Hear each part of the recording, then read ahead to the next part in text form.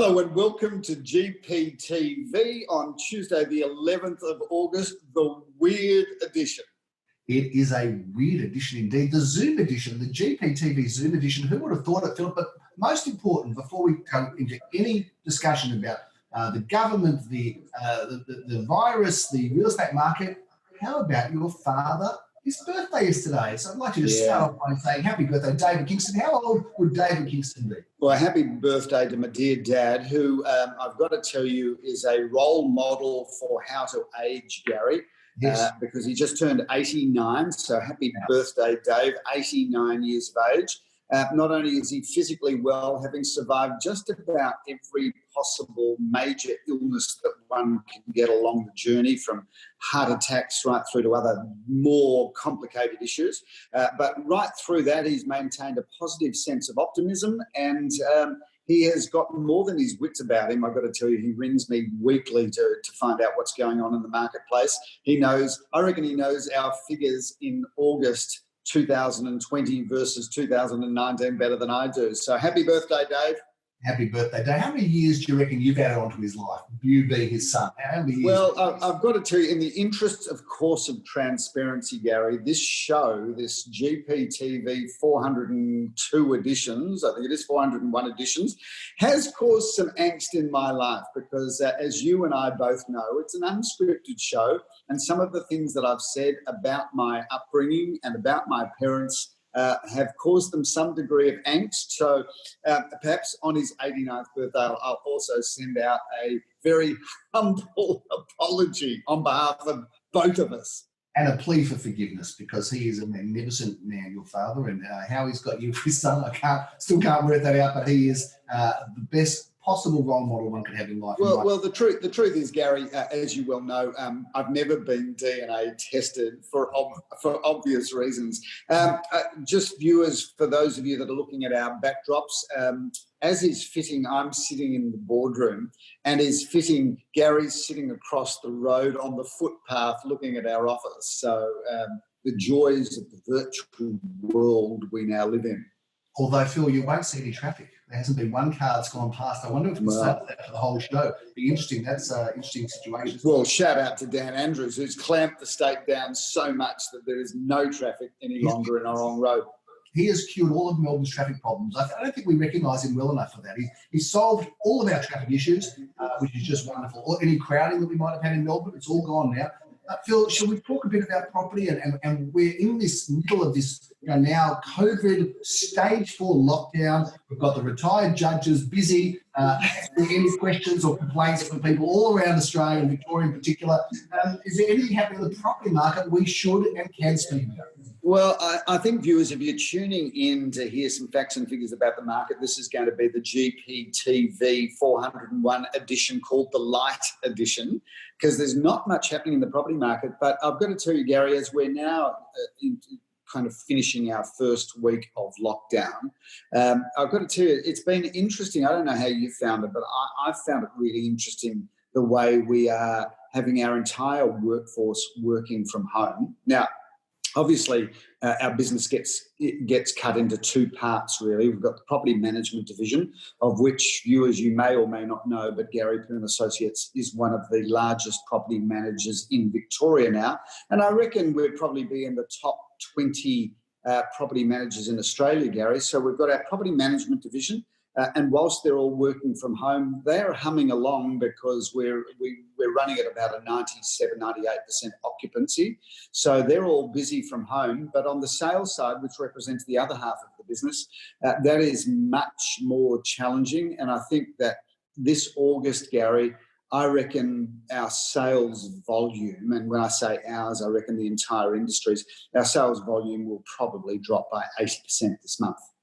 Phil, can I add that I have a little commercial for our rentals? There was a graph that came out recently, it wasn't made by us, that identified the top 5 agents in Victoria in terms of vacancy, and we were in those top 5. So I think locally we were probably number 1, but the top 5 agencies in terms of minimum vacancies for landlords. I felt pretty good about that, Phil, can I say? Gary, I want to just have a bit of a shout out to our 2 heads of property management. We've got Jenny Coy, who has been with us for a long, long time, and she's just the most standout operator, and on top of it, just the most wonderful person. We've also got in recent times Anthony Lee, and he came to us with our merge with Thompson's over in Carnegie and Murrumbeena. And those two have had really the most challenging time right through COVID, as much as it's been hard for everybody. I think in terms of real estate, the people that have suffered the most in terms of the extra workload would have to have been our property management team, whether it be the admin people or the property managers, all right up to the top of the food chain where Anthony and Jenny preside. But they've done an amazing job. I think we should have them on the show. We should probably do a GPTV property management edition with the two of them and us, Gary, where you'll lead it and I'll just snipe in from the sides because you know you keep me well away from property management. But it's been a challenging time right across the business, but they've done just a standout job. They sure have, Phil, but I think that extends, that recognition, gratitude should extend right through to our whole property management team, because it's not easy being a property manager at the best of times. You are basically, your job is conflict resolution, really, and dealing with headaches and problems and challenges, and I don't think it's ever been more challenging than it is right now. So I reckon you could take Anthony or you could take Jenny and replace whoever is the current head of the United Nations and put them into the role, and I reckon you'd probably see them negotiate peace right around the world. It'll be an easier job than the one they've got at the moment, I think. Yeah, that's for sure. And viewers, you might not know this, but it'll take you back to the early 1980s when Gary first got into real estate. He got into real estate a couple of years before I did, but he started his real estate career in property management. So he's done the hard yards. I obviously just surfed the wave and came into the easier part. But Gary started as a humble leasing manager way back when. That was pretty much before running water and electricity, and he used to ride his horse around St Kilda collecting rent checks. But you know, if you think about your journey starting in property management, and I'll remember because we were great mates at that time, but I was working elsewhere. I remember coming into Ackland Street, the first floor of Talbot Diamond, where you were working, where you'd open the door to come into the first floor offices, but you couldn't see more than about 3 metres in front for all the people sitting in the property management area, chain smoking as they talked to tenants on the old phone, which at that time was a dial-up. Oh, they were the good old days, Phil. And someone would come in and you've called me a leasing manager, which is far too generous because I was a rental cadet, Phil. Far from a leasing manager, I was a rental cadet. And of course, if you wanted to come in to rent something, in you'd come into the office and you would meet me in the booth, which separated the team or staff, then, I'm not team, the staff and the public. So someone would sit down, Phil. We would sit opposite them, and of course my Astro would be there, and I'd simply just take a drag on my Alpine, blow it straight to their face, and that was completely acceptable. And if they were real people, they'd do the same back. That's what the good old days when life was simpler and the rates of lung cancer were significantly higher. I've got to say, you were a killjoy, Phil, because when we opened our business, you wouldn't let me smoke in the office, and of course that was in the 80s outrageous to not let someone smoke. You were the odd one out there, Phil, and I was very well. Viewers, just for all of you that absolutely acknowledge that, of course, I'm ahead of my time in everything that I do. But 1986, I was campaigning for non-smoking in offices. And you're right, we did, when we opened the office together in 1986, I did say there's no way I'm sitting in this tiny little 2 metre by 3 metre space with you blowing smoke everywhere. So I'm probably single-handedly responsible for your ripe good health now, Gary. Well, 1986, 87 were cold years out in that courtyard in the street smoking at that time, Phil. And of course, in those days, if you were out smoking in the street, people would say, why aren't you in your office having a smoke in there like everybody else? Anyway, a funny time. Let's not get lost in reminiscence, Phil, because it's boring. What people do want to hear about is what's happening. And you wouldn't believe it.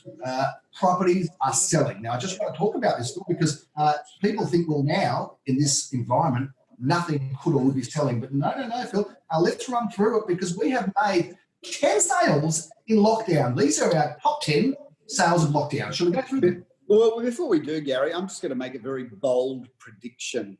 So viewers, if you are thinking about buying, you'd really want to be doing your strong research through the next 6 weeks, because I reckon what's going to happen, Gary, is that, and we know this already as a fact, because as a fact, REA, realestate.com and domain.com are also already supplying us with information about how online searching is going up dramatically. So what's going to happen over the next 6 weeks is that everybody's going to be sitting online, looking at real estate, working out what is the right house. And my prediction when we come out of this, let's just allow for the last 2 weeks of September is just people going out to restaurants and cafes and getting completely blind, drunk and full. But I reckon October, November, December and January are going to be possibly the biggest 4 months of our career. And I'm also going to predict, of course, that what is normally a dead month being January, because most real estate agents and the general public are on holiday, I reckon we'll have our biggest January in the history of the company. Am I going to be able to do that from the Gold Coast, Phil, or are you expecting me to hang around? I'm not expecting you're going to be able to get to the Gold Coast, Gary. That's okay, well, that's the bad news, but I'm happy to stay here when there's sales around. Phil, thanks to Megan Jaffe, the #1 Australasian agent of Ray White, who is in Auckland, who I've been getting some great info and intel from, Phil, about the stop of lockdown and the cease of lockdown in Auckland, New Zealand has seen a rush of sales, prices unaffected, and a rush of sales. It's like the agents have stood at the door of their offices, Phil, at the last day of lockdown with their guns, started guns going, go, and the ribbon's been torn and everybody's been running out to buy and sell. It's been like that in New Zealand, it'll be like that here too, I reckon. Your thoughts? So viewers, Megan Jaffe that Gary's referring to is Ray White in the inner suburban wealth belt of Auckland. And their experience was that they actually did make sales, obviously not as many through their lockdown, but she experienced exactly the sort of rush that I'm predicting for October, November, December, January. So there it is. I hate that expression, across the ditch. No, it's just New Zealand. We don't have to say it's across the ditch. They refer to all the newsreaders at the moment. The fashion is to say when they talk about New Zealand, they go across the ditch, DITCH in New Zealand. Unless you're from New Zealand, in which case it's off the ditch. Yeah, exactly. But that was their experience, and they experienced a much more severe lockdown because, of course, we're just locked down in Victoria, but they were locked down right across New Zealand totally. They didn't let anybody in. Now, Phil, I'm a bit disappointed that you've decided and elected to let our professional standards down in a very casual T-shirt there in the office. And I've got to say, Phil, I thought more of you in terms of your fashion standards and your professional profile. Because well, yeah, I thought I'd wear this little number because it only arrived yesterday as an online package that I got from one of my suppliers. You'll notice this is not just any T-shirt, Gary. It's a little polo with pearl buttons, and it's linen and cashmere and cotton, Gary. So whilst you sit there in your rather drab navy blue suit that looks rather baggy on you, I thought I'd let the viewers see that I had arms. I think you got ripped off, Phil, because I can't see the polo emblem on it. You know, when I can't see it's a lovely little unit, this one, Gary. Got another 15 coming. Talking about lovely units, Phil, let's just review quickly our lockdown sales because we don't want it to be too long an edition. And we don't have any auctions coming up, that's for sure, this weekend, Phil. Although we can do Zoom auctions and we will be selling. So just on that, Gary, Jeremy Rosen's our partner in our St Kilda office, and Jacob Kingston, who still resides underneath our roof, not for much longer though. We had a look at a couple of platforms, and I think we've chosen a platform now other than Zoom for our real estate online auctions moving forward. So viewers, stay tuned on that. We'll have some results for you on that shortly. You shouldn't be saying that on a Zoom link, Phil, because I'll get very offended. They might cut us off, and that's it. Stop supply of Zoom to us. Phil, let's just run through some sales.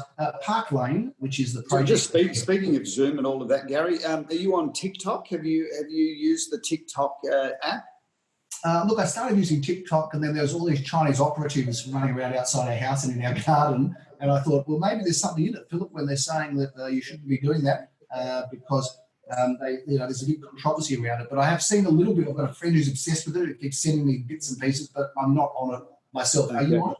No, I'm not, Gary, but I did think that we could probably morph some sort of GPTV into a little TikTok video that might be quite interesting. So if you're watching this, viewers, and you're an expert at TikTok videos, give us a call so we can do a little TikTok something or other. We might get it featured in Tenement Square, Philip, on a big sign, a big board, and have people doubled over in laughter there, just at the frivolity and fun of GPTV. It's very big anyway in Asian countries, as you know. Philip, talk to us about Park Lane, because this is a great project. I don't know if there's any left or maybe only a few, but talk to us about this project in Goodwill Parade. We'll put some images up on the screen. Gary, we will put some images up. I love this project. I'm also got a bit of a agent crush on the developer, which is City Plan. They are a family-based, they're a family-owned development company that's developed really good quality buildings right around Melbourne, involved in everything from townhouses in McKinnon to luxury apartments to even a boutique hotel in Richmond. I really like these people because they are a family that a father and two brothers, and they're really just committed to doing really good work. And this project has been enormously successful. We're virtually sold out there, Gary. We've got just a few left, and surprisingly, one magnificent penthouse. There's two on the top floor. One is available. So I reckon we'll be fully sold out there before the project finishes. It's under construction. They're digging the basement and pouring the basement as we speak. But a really, really good project. And of course, what you're going to see happen, Gary, in Elstonwick is going to undergo just the most dramatic change. Glen Huntly Road, really from, almost really from Kooyong Road right down to Nepean Highway, you're going to see massive development. The Coles supermarket redevelopment has been incredible. And then wait till Woolworths does their redevelopment. And then, of course, there's going to be the community precinct in Selwyn Avenue. Glen Huntly Road, Elstonwick, is going to be it's already one of Melbourne's leading strip shopping centres, but that whole precinct will be amazing. And I've got to tell you, if you can buy a home or apartment walking distance to Glen Huntly Road, Elstonwick, not only are you going to enjoy wonderful facilities, but I reckon any real estate walking distance to there is going to really outperform the market. It's very different to when I grew up there, Philip, with the cinema, the renowned cinema in Glen Huntly Road. Not many people would remember that. Next to, of course, the Classics was always there. And Hattons, the store Hattons and Dalgano's and all of these institutions, and the local tobacconist where I used to get someone to get my smokes illegally when I was underage. It's changed a lot since then, but it is an incredible hub, that's for sure. Well, a lot of our viewers may also remember the Daily Planet, Gary, in Horn Street in Elstonwick, which says young kids, we used to walk past, ring the doorbell, and then bolt. Miss those days. I still can't work out whether the Daily Planet was there first or Horn Street was there first, because, I don't know which was named first or second, but yes, another institution of the area that's no longer filled. But let's move on to other sales, because it's been a busy sale week, busy COVID. I just wonder whether the producers will edit this part from the GPTV, but I'll encourage the editors to leave it in as a little bit of frivolity. I think there is a statute of limitations, Philip. I don't think we're going to get pinged now for public disturbance all those years ago, 40-something years ago. Hey, by the way, I've forgotten the train of thought. Let's get back. Oh, yes, that was it. Someone got very upset with us last week because we said that we were living it up in the devastation state and people thought it was insensitive. And look, if that person would have watched a few minutes into it, we're very aware of the sad situations out there at the moment. People are dying. It's terrible. Businesses are shutting. And we're not insensitive to it, but people watch this show for an uplift, Phil, not to get bored into what's going on. It's an escape, a form of escape, Phil. So yes, we are going to have some fun on this show because that's what people watch it for, not to hear the news, and the news is not great. And that is depressing, and this is uplifting. That's what it's supposed to be about. So sorry if we've offended anybody, but I think that comment was really interesting, Gary. If we have just a thought about what's going on in society these days, everybody's got a platform now for their voice. So, I've got to tell you, I get a kick and really welcome the negative feedback that we get about this show because, first of all, it says we're engaging people. Secondly, it gives people a voice. That I love the fact that everybody's got a voice these days. Everybody, for better or for worse, maybe, but everybody's got a... everybody's got a voice, whether it's a post on their social media, whether it's a post on Twitter, whether it's an email, but gone are the days where people were just quietly offended. These days, if you're offended, you're going to step right up to the plate. So please, viewers, continue with your abuse of Gary, because it fascinates me. Oh, thanks. That's good. I'm glad you've encouraged their abuse of me, Phil. That makes for good partnership. Appreciate that. Let's move on further then to some other sales in the COVID lockdown period, Phil. I've got to tell you just another little thing, Gary. We're getting the bit of the flow happening here. I don't know whether you've noticed, but our natural chemistry together, when we're standing together, our natural chemistry has been. A lot of people have said over the years, "Gee, you guys have got natural chemistry." And of course, I wondered today whether the chemistry would be as good, and clearly it is. But the bonus for me is not only is the chemistry great and we're flowing along here nicely, but I don't have to smell your breath anymore. And me, your body odour. So it's a double win, isn't it, Phil? 3 Cardigan Street, Philip. It's undisclosed, but sold. We've got some images of some of these homes. Shout out to our St Kilda team there, particularly Lamore and Nikki, who did a great job there. I believe that was a really good sale under trying circumstances, but that's over the line with the sold sticker on the board.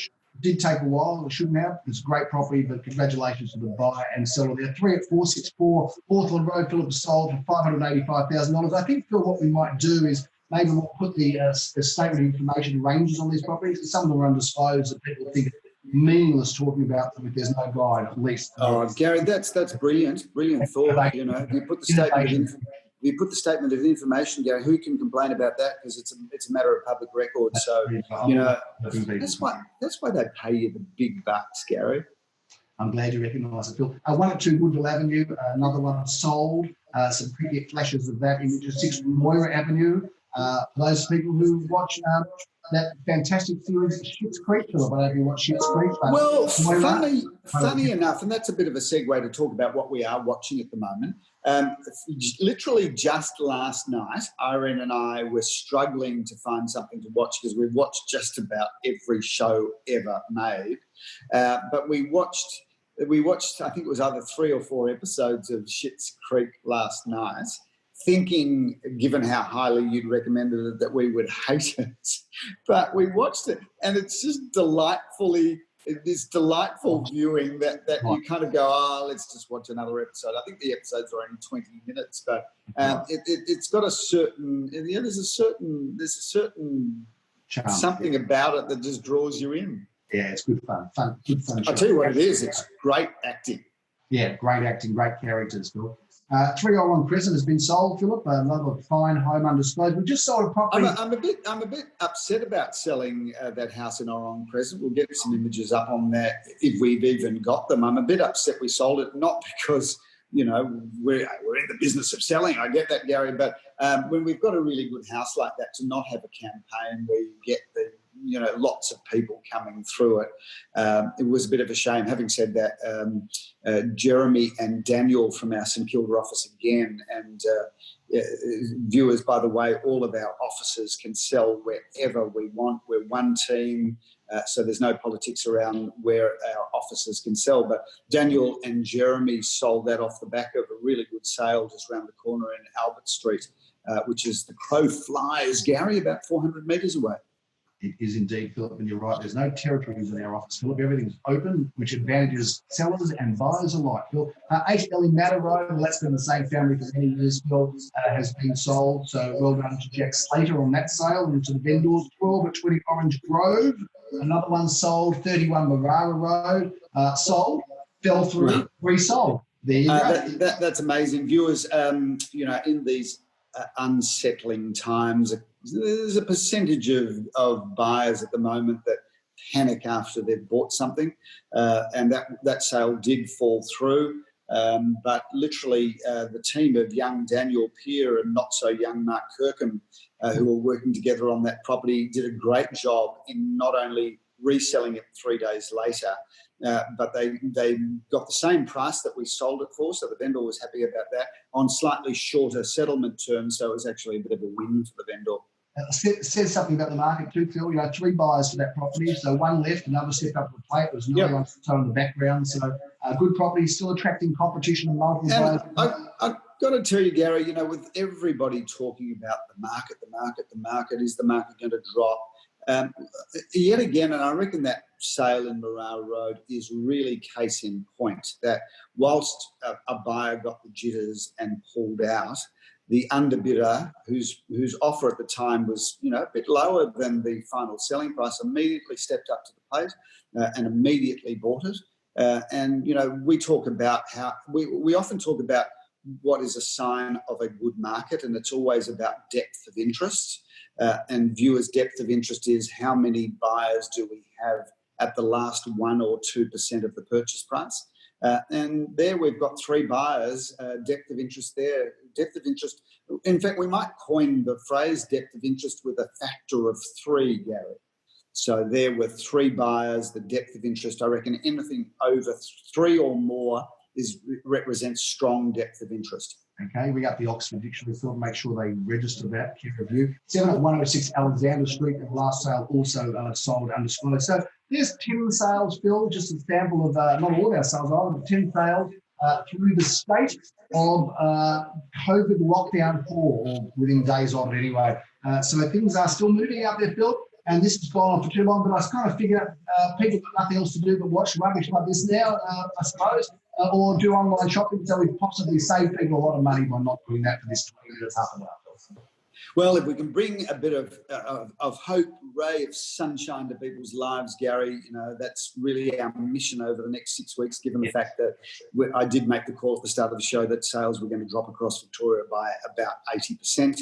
But viewers, get ready, get set, because when all of this is over, strap yourself in. October, November, December, January, I'm making the call. It's Phil's call that it's going to be busy and there'll be a lot of activity in the marketplace. Gary, lovely to share a Zoom GPTV with you. It's the first of 6 GPTV Zoom editions. I look forward to and you know what we should do? We should organise a Zoom bomber. Somebody that bombs our Zoom meeting.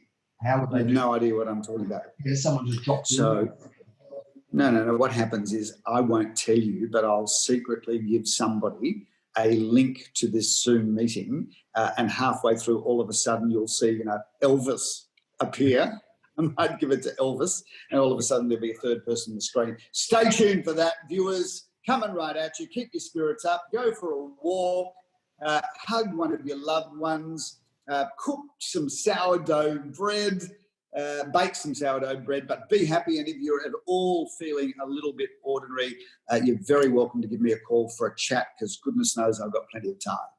You sure have, Philip, and as many of us do, although there's still plenty happening in the world of real estate, we'll keep bringing you the news on GPTV Zoom version. I'm Gary Peer. I'm Philip Kingston. Have a fantastic week. Bye now.